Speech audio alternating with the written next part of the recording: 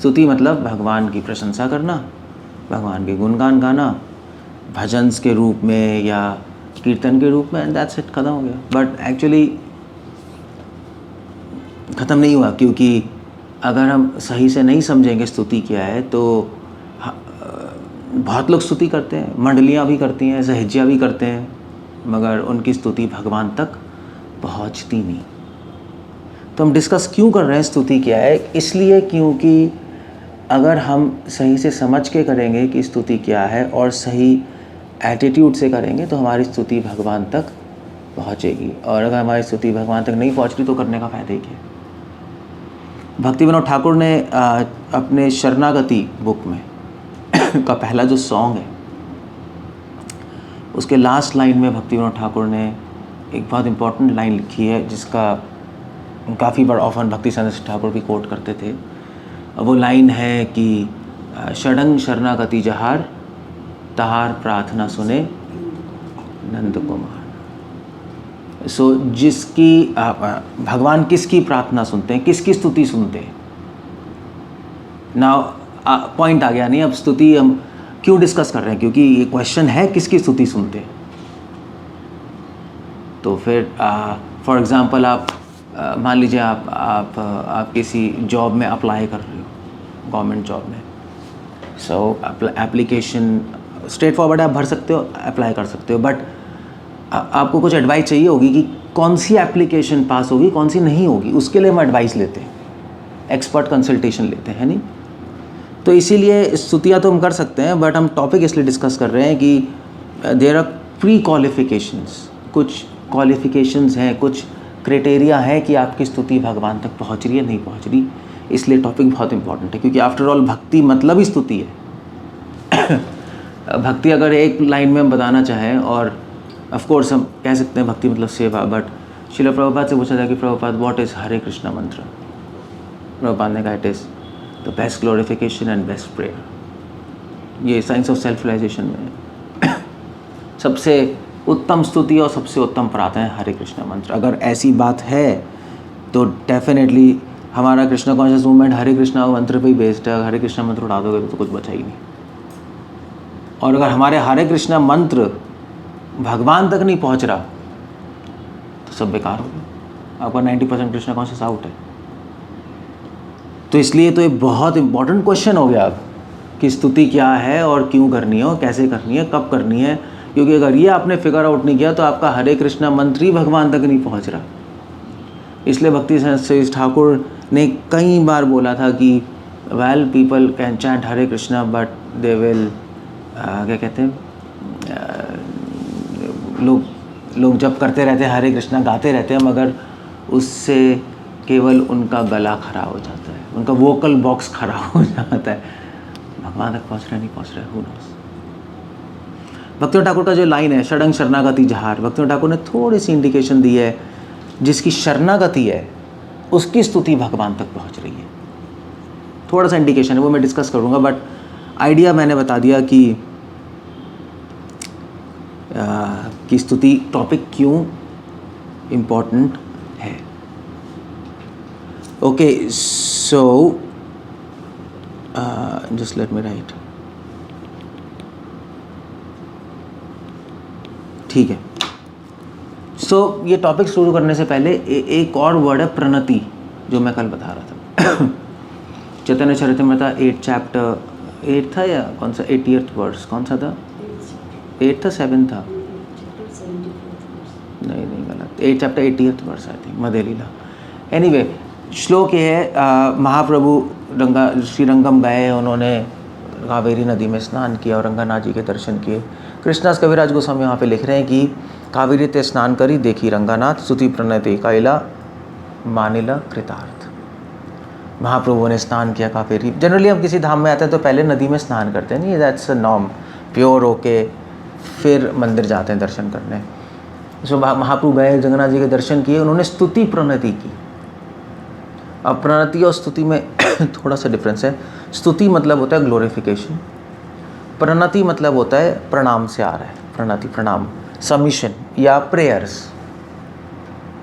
सो एक होती है प्रार्थना या प्रणति या प्रेयर्स या सबमिशन, दूसरी है स्तुति या ग्लोरिफिकेशन या गुणगान गाना। दो चीज़ें हो गई। सो क्या ये अलग है?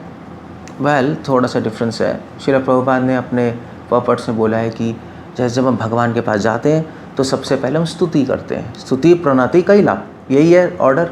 पहले भगवान ग्लोरीफाई करते हैं, भगवान आप कितने अच्छे हैं, आप ये हैं वो हैं, आप महान हैं, आप कृपा के सागर हैं, आप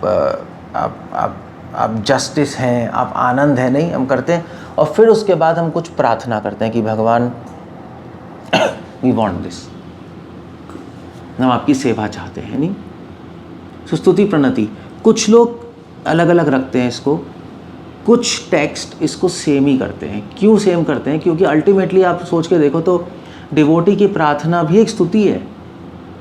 हम भगवान से कुछ मांग नहीं रहे, हम भगवान से मांगते भी कुछ नहीं मांग रहे, हम यही मांग रहे हैं कि भगवान आपकी सेवा कर पाएँ, हम आपका प्रचार कर पाएँ। प्रचार और सेवा क्या, भगवान की ग्लोरिफिकेशन ही तो है। हम क्यों सेवा कर रहे हैं भगवान की? कि भगवान का यश फैले, भगवान को आनंद मिले, लोग भगवान को प्रेस करें, सिंपल हो गया। तो इसलिए डिवोशनल लाइन में गौड़िया वैष्णव समाज में तो स्तुति प्रणति एक ही है, कोई प्रॉब्लम नहीं है। गौड़िया वैष्णवों के लिए स्तुति प्रणति एक ही है। रियल भक्त के लिए ग्लोरिफिकेशन और प्रेयर्स एक ही माना जाता है, उसमें कोई अंतर नहीं है।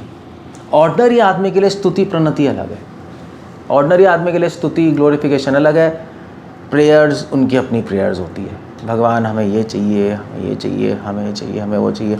डिवोटी को कुछ नहीं चाहिए। डिवोटी भगवान से कुछ मांगता है तो वो भी मांग रहा है देने के लिए, इसलिए मांग रहा है कि भगवान आपके गुणगान और यश आगे बढ़े। तो इसलिए डिवोशनल लाइन में, शुद्ध भक्ति में स्तुति प्रणति को एक्सचेंज कर लिया जाता है। कभी आप ग्लोरिफिकेशन कह दो, कभी प्रार्थना कह दो, उसको वो एक ही चीज़ है हमारे लिए। हम स्तुति भी कर रहे हैं भगवान के ग्लोरिफिकेशन के लिए, प्रणति भी कर रहे हैं भगवान की ग्लोरिफिकेशन के लिए। जैसे नरोत्तम दास ठाकुर कह रहे हैं, नरोत्तम दास ठाकुर ने भगवान के गुणगान गाए, भजन गाया, और उसके बाद उन्होंने प्रे की। क्या प्रे की? कि पतित पावन तुमा किशोर लागे। कैसे शुरू होता है वो? नरोत्तम ठाकुर प्रे कर रहे हैं कि भगवान मैं बहुत पतित हूँ, मेरा उद्धार कर दीजिए। ठीक है, ये प्रेयर है, सिंपल। बट नरोत्तम ठाकुर कह रहे हैं कि मैं प्रे क्यों कर रहा हूँ? कि पतित पावन तुमा किसेर लागे, कि आपका नाम जो है पतित पावन, वो और संसार में उसका यश फैले। क्योंकि अगर आपने मेरा उद्धार किया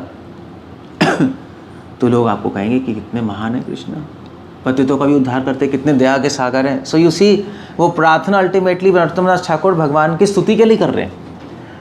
तो भक्तों के लिए स्तुति तो स्तुति है ही, उस प्रार्थना में भी स्तुति छुपी होती है। इसलिए आप रूपा गोस्वामी, सनातन गोस्वामी, रघुनाथ गोस्वामी की बुक्स पढ़िए तो उसमें कभी कभी वो कह रहे हैं स्तुति लिख रहे हैं, कभी कभी प्रार्थना कह रहे हैं। नरोत्तम दास ठाकुर की पूरी बुक है एक, जिसका नाम क्या है? प्रार्थना। तो उस बुक में क्या है? आप खोल के देखो, स्तुति है वहाँ पे सिर्फ प्रेयर्स नहीं है, ग्लोरिफिकेशन है। सो इसलिए आइडिया ये है कि आप ग्लोरिफिकेशन को स्तुति भी कह सकते हो, प्रणति भी कह सकते हो। हम लोग, बाहर के लोग नहीं कह सकते, उनके लिए डिफरेंस है। ओके, कितने तरह की स्तुति होती है? सो जनरली स्तुतियाँ जो हैं वो दो पार्ट में डिवाइड होती हैं। एक होता है स्तव, एक होता है स्तोत्र। टेक्निकली जनरली वर्ड इंटरचेंज हो जाते हैं, बट स्तव होता है जो कि व्यक्ति या डिवोटी खुद कंपोज करता है, उसकी अपनी कंपोजिशन स्तव है। जैसे रूपा गोस्वामी ने स्तवावली, स्तवमाला, रघुनाथ दास गोस्वामी की बुक है स्तवावली, सब स्तव है। और दूसरा होता है स्तोत्र। स्तोत्र उस डिवोटी कंपोजिशन नहीं होती, स्तोत्र होता है जो ऑलरेडी शास्त्रों में दिए गए हैं, जिसको रिपीट किया जाता है। जैसे कुंती महारानी का स्तोत्र है, मुकुंद माला स्तोत्र है, कुलशेखर जी का पहले से कंपोज्ड है, हम उसको रिपीट कर रहे हैं। जो ऑलरेडी कंपोज को रिपीट किया जाता है तो उसको हम स्तोत्र कहते हैं। मोस्टली वो स्क्रिप्चर्स में होता है, वेदों में होता है, पुराणों में होता है, शास्त्रों में होता है। तो स्तोत्र किसने बनाए हैं? स्तोत्र भी कंपोज्ड ही है। स्तोत्र कंपोज्ड नहीं होते, स्तोत्र रिवील्ड होते हैं। ऋषि मुनियों ने वेदों में रिवील किए गए हैं। वेदों में ऑलरेडी भगवान ने रिवेलेशन क्या कहेंगे? मतलब सनातन काल से हैं ऑलरेडी, उसको स्तोत्र कहे जाते हैं। इसलिए तो कई तरह के स्तोत्र हैं। उसके बाद शिव स्तोत्र, दुर्गा स्तोत्र, बहुत सारे स्तोत्र हैं, आपको मिल जाएंगे जो लोग रट के और फिर रिपीट करते हैं। स्तव जो उन्होंने खुद बनाए हैं और फिर उसको भगवान को ऑफर करते हैं, वो स्तव और स्तोत्र में फ़र्क है। सो क्वेश्चन ये क्या ज़्यादा पावरफुल है, स्तोत्र या स्तव? क्यों? तो रूपा गोस्वामी ने जो बनाया स्तव, उसका क्या होगा? रूपा गोस्वामी ने लिखे हैं, वो आचार्यों ने लिखे हैं वो। तो जैसे फॉर एग्जांपल सूरदास ने जो भजन लिखे हैं, वो क्या हो गए? तभी हो गए। तो क्या वो पावरफुल नहीं है? मतलब आप किसी संप्रदाय से अगर पूछो, अगर आप सूरदास जी वल्लभ संप्रदाय में आते हैं, अगर आप उनसे जाके पूछो भी कि क्या ज़्यादा पावरफुल है, वो कहेंगे भैया हम सूरदास जी के हम ज़्यादा पावरफुल समझते हैं क्योंकि वो डिवोटी हैं। आप श्री संप्रदाय में जाओ, श्री संप्रदाय में वेदों की स्तुति गाते हैं, प्लस उनके अल्वार्स हैं उनके भी भक्त हैं जिनको अल्वार कहते हैं, उनके अपनी स्तव है, भगवान के लिए उन्होंने लिखे हुए हैं। अब उनसे पूछो क्या ज़्यादा इंपॉर्टेंट है, वो कहेंगे स्तव ज़्यादा इंपॉर्टेंट है हमारे लिए, दिव्य, उसको दिव्य प्रबंधम कहते हैं। सो क्या इंपॉर्टेंट है, स्तोत्र या स्तव? ओपिनियन चेंज हो गया आप लोगों की, नहीं? या सो अगर इसका आंसर हम चाहेंगे तो प्रिटी कॉम्प्लेक्स है, बट आइडियली आप किसी भी वैष्णव संप्रदाय से पूछो कि क्या ज़्यादा इंपॉर्टेंट है, स्तव या स्तोत्र, तो वो स्तव ही कहेंगे। क्योंकि स्तव जो है उस परंपरा में आचार्यों ने कंपोज किए गए हैं, और जो आचार्य जब कंपोज करते हैं कुछ, तो वो सारे स्तोत्रों का सार लेके फिर उसमें डाल देते हैं, यू सी। और सिर्फ सार नहीं डालते, उसमें स्वीटनेस भी डालते हैं, सो दे आर मोर स्वीटर, नहीं? इसलिए जनरली लोग स्तव को ज़्यादा इम्पोर्टेंट समझते हैं और ज़्यादा रिपीट करते हैं, ज़्यादा उसमें एंटर करते हैं। और स्तव में जो क्या है कि जब परंपरा के आचार्य जब स्तव लिखते हैं, जब पोएम्स लिखते हैं, तो उसके अंदर वो परंपरा की जो का जो मूड है वो भी डालते हैं। शास्त्रों में स्तोत्र है वो न्यूट्रल है, वो मतलब उसमें बहुत सारे मूड हो सकते हैं, वो किसी परंपरा के लिए स्पेसिफिक नहीं है नहीं? भाई मान लीजिए वेद का आपने कोई स्तोत्र पढ़ लिया, वो सारी परंपराएं पढ़ सकती हैं, श्री संप्रदाय, मध्वा भी, मगर हमारी परंपरा एक मूड है, तो वो मूड स्तव में आता है। जैसे फॉर एग्जांपल रूपा गोस्वामी ने स्तव लिखा है, वेदांत देशिका ने भी स्तव लिखा है। वेदांत देशिका श्री संप्रदाय से हैं रूपा गोस्वामी हमारी गौड़ीय वैष्णव संप्रदाय से। मध्वा संप्रदाय में भी स्तव है, वाडीराज जी ने लिखे हैं। अब आप अगर इनके सबके स्तव पढ़ोगे तो आपको थोड़ा डिफरेंस नज़र आएगा। हमारे गौड़ीय वैष्णव समाज में स्तव हैं वो जनरली राधा कृष्ण पे फोकस्ड है और माधुर्य रस। अब वेदांत देशिका के स्तव पढ़ोगे तो वो जनरली लक्ष्मी नारायण पे फोकस्ड है या भगवान की पादुका। हमारी संप्रदाय में भगवान की पादुका के लिए कोई स्तव नहीं है, क्योंकि कृष्णा चप्पल नहीं पहनते जिन्हें चप्पल का पहनते, कृष्णा तो नंगे पाँव घूमते जंगल में। बट श्री संप्रदाय में विष्णु है, विष्णु की चप्पलें हैं। नहीं, आप ऑफिस बिना चप्पलों के नहीं जाते, वैकुंठ ऑफिस है, सो वहाँ पे पादुका सहस्त्र नाम है, यहाँ पे नहीं है, इट्स ऑल मिसिंग। तो इसलिए स्तव और स्तोत्र में फ़र्क क्या है? स्तव में परंपरा का मूड होता है, प्लस परंपरा के डिवोशन की स्वीटनेस होती है, माधुर्य होता है, तो स्तोत्र में मिसिंग होगा। इसलिए स्तव ज़्यादा इंपॉर्टेंट है हम लोगों के लिए। इसलिए हम रूपा गोस्वामी के वर्क्स पढ़ते हैं, हम रघुनाथ दास गोस्वामी के वर्क्स पढ़ते हैं, you know, we study that a lot. Okay, so स्तव और स्तोत्र में ज़्यादा इंपॉर्टेंट क्या है? आपने स्तोत्र क्यों बोला था? आपने इससे बोला था इस लॉजिक से कि शास्त्रों में है नहीं, हाँ ओरिजिनल। तो मगर क्या होता है कि ये जो आंसर है ना शास्त्रों में, ये जनरली ना ये और दूसरी डायरेक्शन में भी ले जाता है कभी कभी शास्त्रों में तो हम कर रहे हैं, मगर चक्कर ये है कि जो कर्मकांडी लोग हैं वो ऐसे ही बोलते हैं शास्त्रों में तो हम कर रहे हैं, मगर उनको लॉजिक नहीं पता होता। कि शास्त्रों में है, ओके, बट शास्त्रों में तो और भी बहुत सारी चीज़ें हैं, हम सब कुछ तो नहीं करते। अब पॉइंट आ गया ना। तो शास्त्रों में बहुत सारी चीज़ें हैं, बट हम कुछ करते हैं, कुछ नहीं करते। फॉर एग्जांपल हमारी गौड़ीय वैष्णव संप्रदाय में हम श्राद्ध नहीं करते, करते भी हैं तो वैष्णव स्टाइल से करते हैं, हम शास्त्रों के स्टाइल से, जिस तरह से उसमें टिपिकल जो फॉर्मेट है उससे नहीं करते हम, उसमें हम चेंजेस करते हैं। बहुत सारी चीज़ें हमारी गौड़ीय वैष्णव संप्रदाय में यज्ञ नहीं करते, जबकि शास्त्रों में है। तो शास्त्र है गुरु, शास्त्र और साधु, तीनों में से सबसे इंपॉर्टेंट क्या है? गुरु, शास्त्र, साधु। क्या इंपॉर्टेंट है? इस बार भी आपका आंसर गलत हो गया, सबसे इंपॉर्टेंट है शास्त्र। इसलिए फिलॉसफी पता होनी चाहिए। अगर आप गुरु, शास्त्र, साधु में तीनों में पूछो इंपॉर्टेंट क्या है, तो शास्त्र है। इंपॉर्टेंट का मतलब क्या है? इस क्वेश्चन का मतलब क्या है? इस क्वेश्चन का मतलब क्या है? इसका क्या इंपॉर्टेंट है? मतलब मैं क्या पूछ रहा हूँ, क्या इंपॉर्टेंट है गुरु, शास्त्र, साधु में? इसका मतलब क्या है क्वेश्चन का? बिल्ले ये तो आपने, हाँ, क्या ओपिनियन किसके लिए? इसका क्वेश्चन का मतलब ये होता है कि अगर तीनों में विरोध हो जाए, हम क्यों फाइंड कर रहे हैं क्या इंपॉर्टेंट है, हमें क्या मतलब है क्यों फाइंड करने क्या इंपॉर्टेंट है। मान लीजिए आप किसी फैमिली में गए, हस्बैंड वाइफ बच्चा, आप पूछो तीनों में क्या इंपॉर्टेंट है, कहेगा पागल है, ये ऊटपटांग क्वेश्चन है, तीनों इंपॉर्टेंट है। तीनों, बच्चा आधे इंपॉर्टेंट, मम्मी आधे इंपॉर्टेंट है, तीनों ही। बट ये क्वेश्चन तब आएगा जब लीगल कॉन्फ्लिक्ट होगा, कि बच्चे की ओपिनियन कुछ और है और वो प्रॉपर्टी में चाहिए, वाइफ कुछ कर रही है, हस्बैंड कुछ और, तब क्वेश्चन आएगा भी कौन ज़्यादा इंपॉर्टेंट है लीगली। अभी हस्बैंड की ओपिनियन ज़्यादा इंपॉर्टेंट है नहीं, फॉर एग्जांपल जो भी है, समझ गए। तो ये क्वेश्चन कौन इंपॉर्टेंट है तब आता है जब कॉन्फ्लिक्ट होता है, जब गुरु कुछ बोल रहा है, शास्त्र कुछ बोल रहे हैं, साधु कुछ बोल रहे हैं, तब कौन इंपॉर्टेंट है? सबसे इंपॉर्टेंट शास्त्र। तो इसलिए आपको आंसर देना है शास्त्र। मगर जो मैं क्वेश्चन पूछ रहा हूँ, भगवान की ग्लोरिफिकेशन के लिए क्या ज़्यादा इंपॉर्टेंट है, शास्त्र, गुरु या साधु? तब क्या इंपॉर्टेंट है? गुरु या, चलो शास्त्र तो अभी आउट है।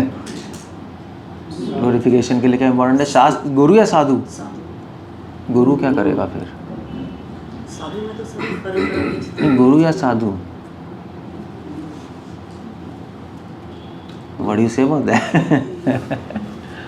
वेल, इसमें आप अंतर नहीं बता सकते, गुरु साधु दोनों ही हैं, आप एक को ऊपर एक को नीचे नहीं रख सकते। बहुत, अगर गुरु ने स्तव बनाए तो विल सिंग दैट। कभी कभी गुरु स्तव नहीं बनाएंगे, सारे गुरु कंपोज नहीं करते, मतलब everybody is not a composer. सारे गुरु कोई पोएट्स तो होते नहीं कि उन्होंने अपनी पोएम लिखते रहे।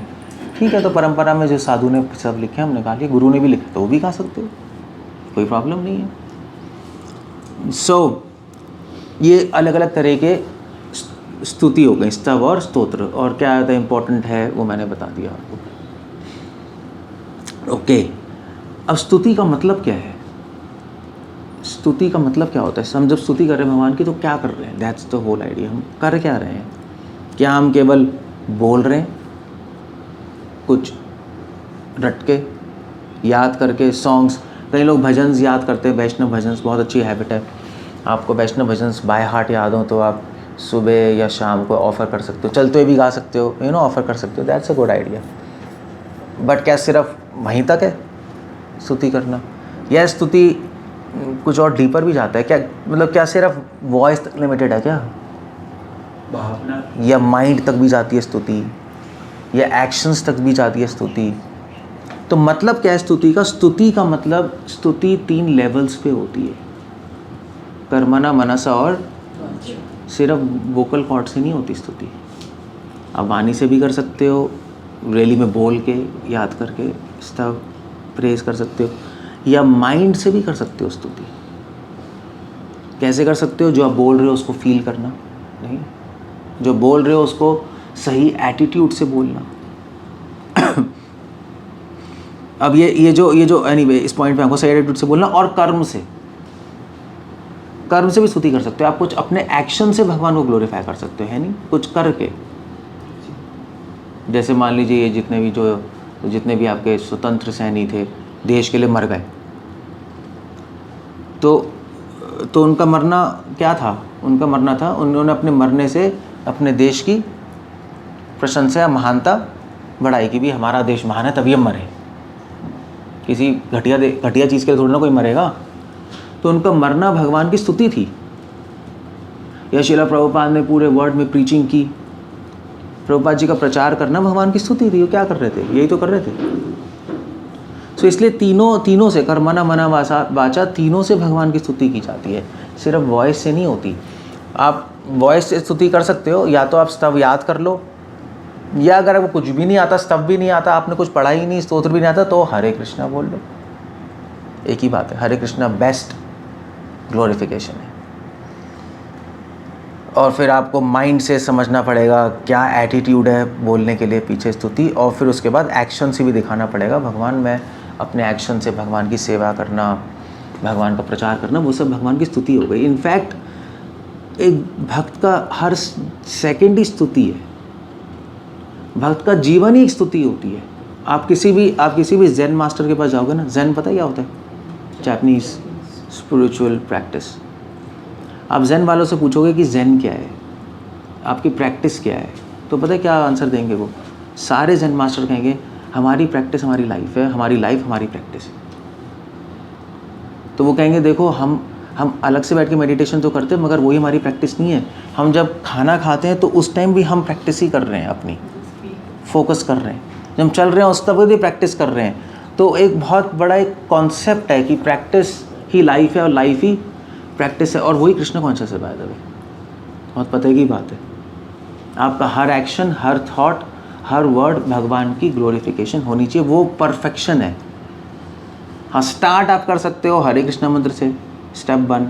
स्टेप 2 कर सकते हो रूपा गोस्वामी, रघुनाथ गोस्वामी के स्तव याद कर सकते हो, भगवान को ऑफर कर सकते हो। स्टेप 3 आप ये भी कर रहे हो, और पूरी लाइफ ही आपकी स्तुति है नहीं?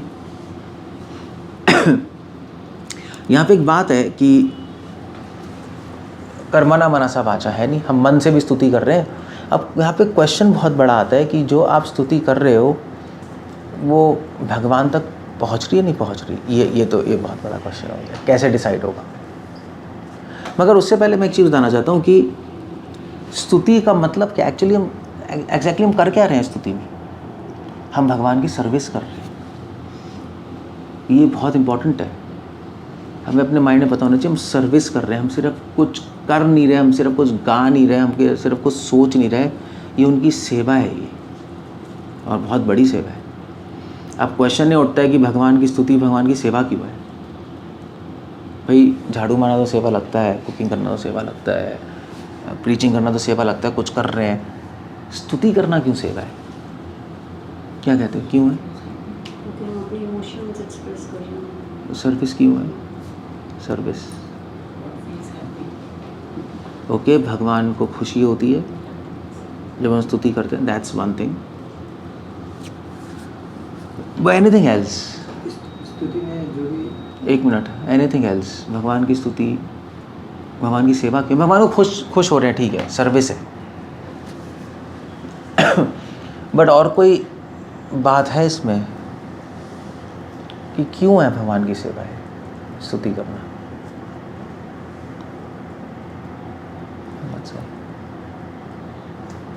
क्या आंसर है? वेल, इसका सिंपल फॉरवर्ड आंसर है, भगवान की स्तुति करना सेवा इसलिए है क्योंकि जब हम भगवान की स्तुति करते हैं तो भगवान को अपनी लीलाएं और अपने भक्तों का स्मरण आता है, और जब उनको अपने भक्तों अपनी लीलाओं का स्मरण आता है then he becomes happy, that's what he was saying. So भगवान को उनकी लीलाएं, उनके भक्तों का स्मरण कराना है, सेवा है। जब उद्धव जी राधा रानी से मिलने आए वृंदावन, कृष्ण ने भेजा भी जाओ वो कंसोल करो, तो राधा को तो उद्धव जी 1 महीना रहे, और 1 महीना वो हर दिन गोपियों के पास जाके उनको कृष्ण का स्मरण दिलाते थे कि उनका दुख कम हो, है नहीं? कि कृष्णा ऐसे करते हैं, द्वारका में ऐसा करते हैं, नहीं, दे वर सेपरेट फ्रॉम हिम, तो सुन के हाँ अरे ऐसा भी करते हैं, तो थोड़ा राहत मिलती होगी, नहीं, खुश हैं, ठीक है, अच्छा है, नहीं? सो सेवा है, स्तुति करना सेवा इसलिए क्योंकि स्तुति में भगवान को, अपने डिवोटीज़, अपने पास्ट टाइम सबका स्मरण आता है, and then he becomes happy by remembering them. ये क्रक्स है स्तुति का। स्तुति में आप भगवान को अपना स्मरण नहीं करा रहे कि कृष्णा मैं स्तुति कर रहा हूँ, देखिए मैं कितना अच्छा हूँ, प्लीज कृपा कर दीजिए, वो बात नहीं हो रही है। वो तो फिर आप सेल्फ अटेंशन चाहते हो, वो फिर भोग है, वो फिर सेंस ग्रेटिफिकेशन है कि मैं स्तुति कर रहा हूँ, भगवान एक बार मुझ पर कृपा दृष्टि डाल दीजिए। ठीक है, मैं भगवान कहेंगे मैं डालने को तैयार हूँ कृपा दृष्टि, but what is there for me? नहीं, मैं किसी के पास जाके किसी की प्रशंसा करूँगा, ठीक है मुझ पर ध्यान दीजिए, ठीक है मैं ध्यान दूंगा, बट मेरे लिए क्या है इसके अंदर? वो पूछेगा ना। तो आपके लिए है कि आपकी मेमोरीज हम ताज़ा करेंगे और कुछ नहीं है। Be happy. सो स्तुति एक सेवा है, वो समझना बहुत ज़रूरी है, अदरवाइज आपकी स्तुति बेकार हो जाएगी। अगर आप सेवा भाव से नहीं करोगे तो भगवान तक पहुँचेगी नहीं, पहला।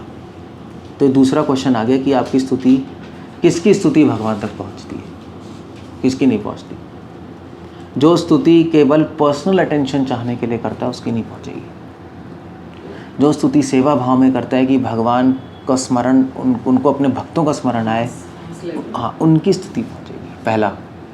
दूसरा है किसकी स्तुति पहुँचेगी? भक्तियों ठाकुर लिख रहे हैं, शरणं शरणागति जहार तहार प्रार्थना सोने नंद कुमार। जिसकी शरणागति है, जो शरणागति प्रैक्टिस कर रहा है लाइफ में। शरणागति बहुत बड़ा टॉपिक है। अनुकूल से संकल्प, प्रातिकूल से वर्जन, रक्षिषति विश्वास, गोप्त वर्णन तथा आत्मनिक्षेप, अकार पन्ने षड्विधा शरणागति। मैं इस टॉपिक में जा नहीं रहा, बट पॉइंट ये है कि शरणागति मतलब एक लाइन में कि जो चीज़ अनुकूल है वो ले रहे हो, जो चीज़ प्रतिकूल है वो छोड़ रहे हो। बेसिकली शरणागति जो प्रैक्टिस कर रहा है लाइफ में, उसकी स्तुति पहुँचेगी। दो क्वालिफिकेशन है आपकी स्तुति पहुँच जाए, कि आपका सेवा भाव है और शरणागति है, अदरवाइज़ नहीं पहुँचेगी आपकी स्तुति। आप बोलते रहो, करते रहो, कुछ भी करते रहो, भगवान तक नहीं पहुँचेगी। भगवान तक नहीं पहुँच रही, वेस्ट है। भगवान तक पहुँच रही है नहीं पहुँच रही है वो कैसे पता? ये क्वेश्चन अलग है, वो भी आपको पता है। भगवान तक पहुँच रही है तो आप में सेंस कंट्रोल आ जाएगा, आपको हैप्पीनेस आएगी, सेटिस्फैक्शन आएगी। नहीं पहुँच रही तो आप फ्रस्ट्रेटेड फील करोगे, कुछ भी नहीं होगा। क्लियर है ना? सो ये मीनिंग ऑफ स्तुति का मतलब क्या है, किसकी स्तुति पहुँचेगी। अब नेक्स्ट क्वेश्चन आता है कि हम भगवान की स्तुति करें क्यों? करनी क्यों है यार स्तुति, मतलब वाई?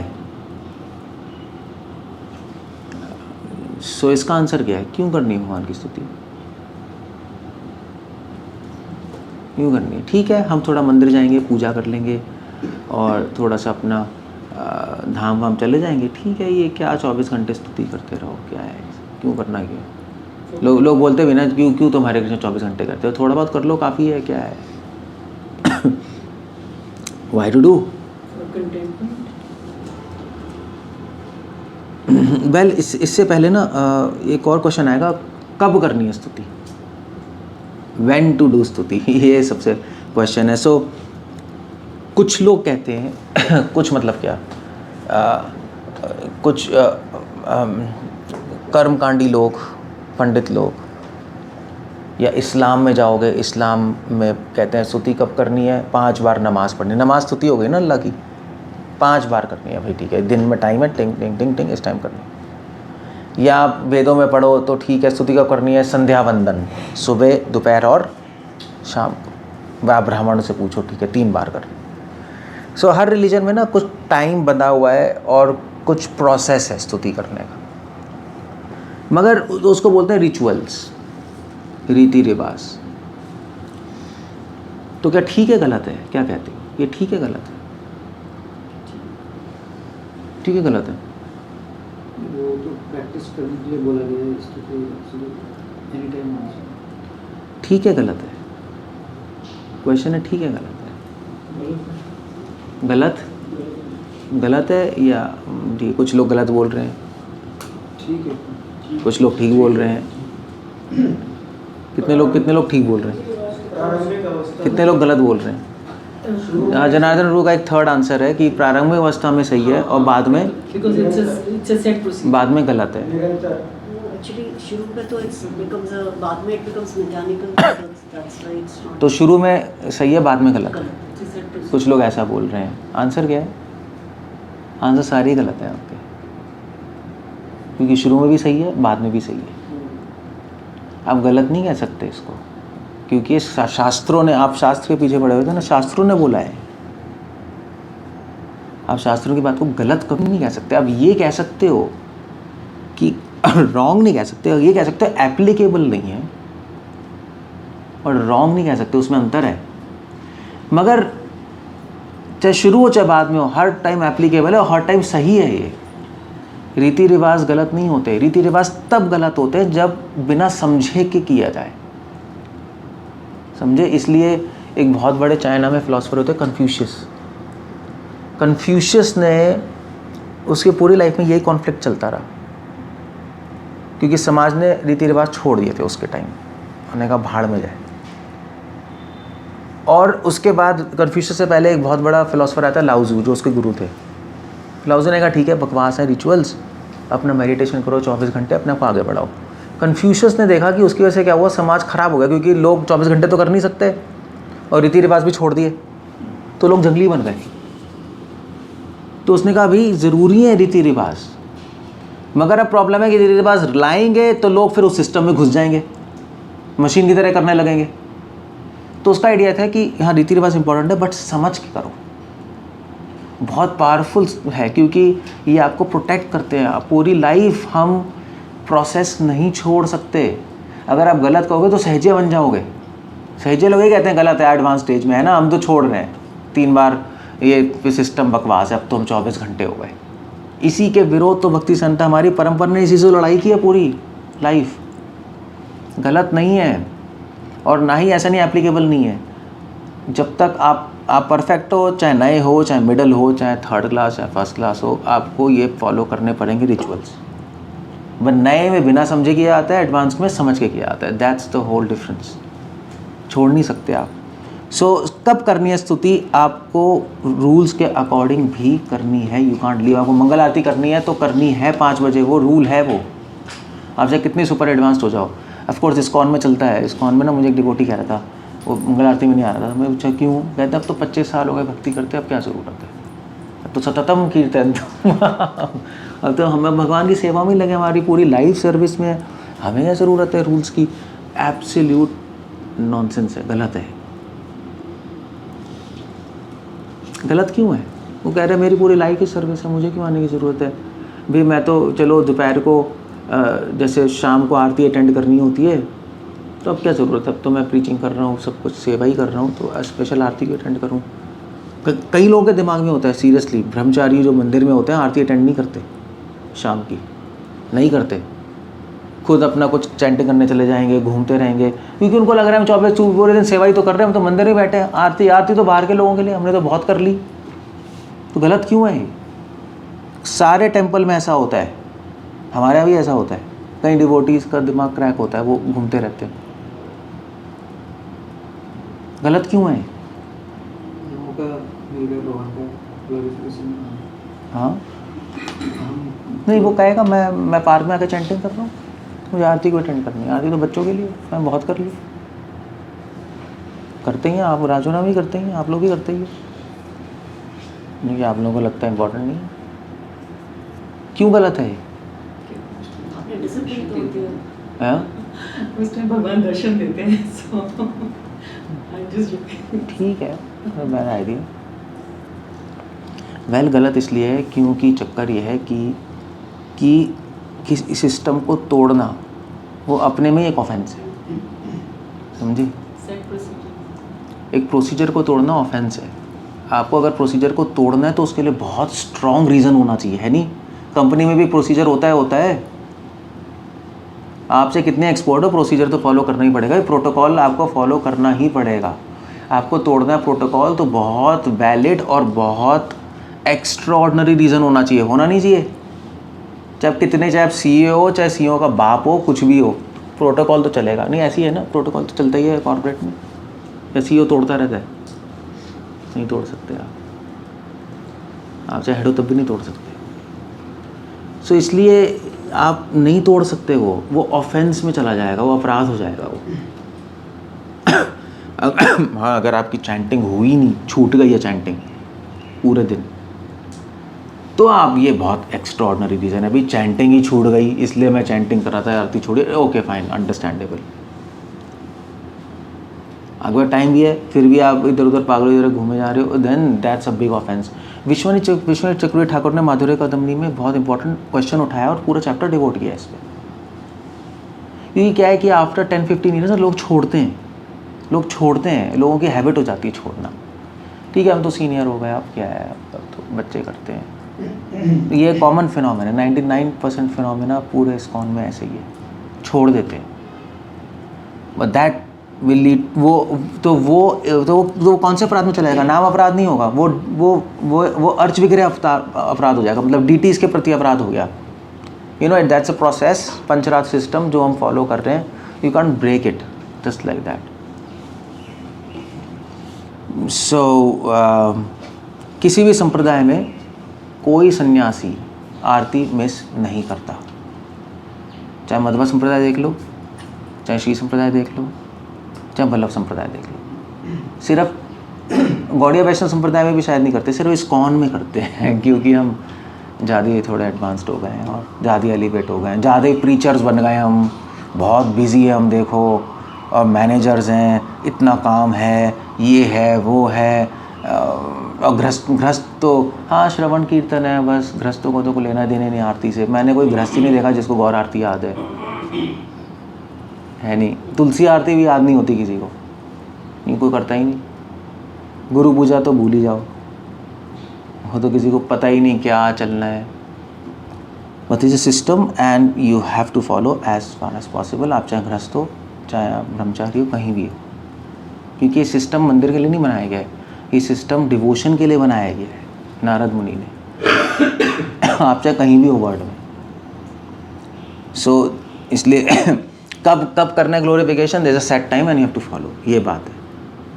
रिचुअल्स के रूप में, रीति जो रिचुअल्स हैं आपको फॉलो करने हैं, आप नहीं करोगे तो फॉल डाउन हो जाएगा आपका, आप गिर जाओगे।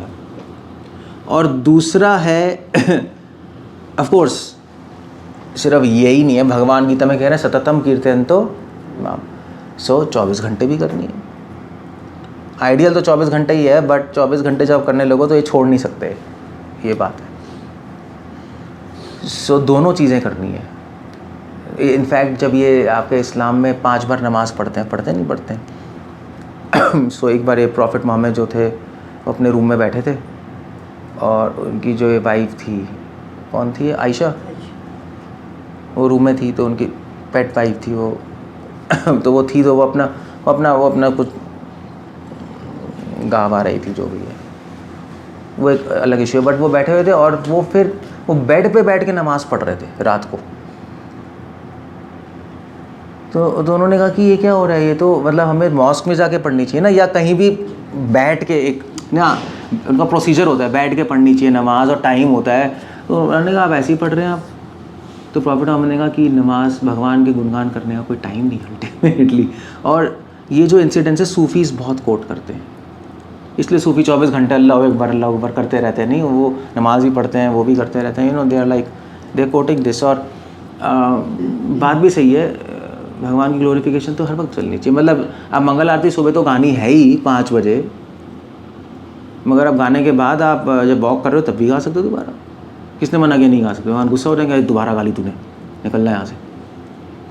That's not the point. Point ये है कि आप क्या कर रहे हो। So you have to do both. Important, ये बहुत इंपॉर्टेंट है, स्तुति कब करनी है। ओके, स्तुति कब करनी है तो चलो ठीक है, हमें 24 घंटे करनी है। अब क्वेश्चन है क्यों करनी है, करनी क्यों है, 24 घंटे क्यों करनी है? चलो ठीक है, आप सेट पैटर्न टाइम पे कर लो, हो गया। क्यों करनी है? हो गया यार, अपना काम वाम करो, क्या मतलब 24 घंटे करते रहो है।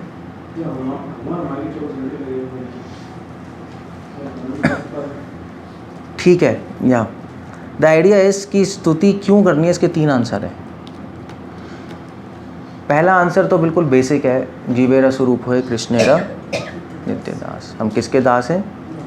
भगवान की। हमें इन्फॉर्मेशन है, हमारी ड्यूटी बनती है हम अपने मास्टर की ग्लोरिफिकेशन करें, तभी तो दास कहेंगे हम अपने आप को।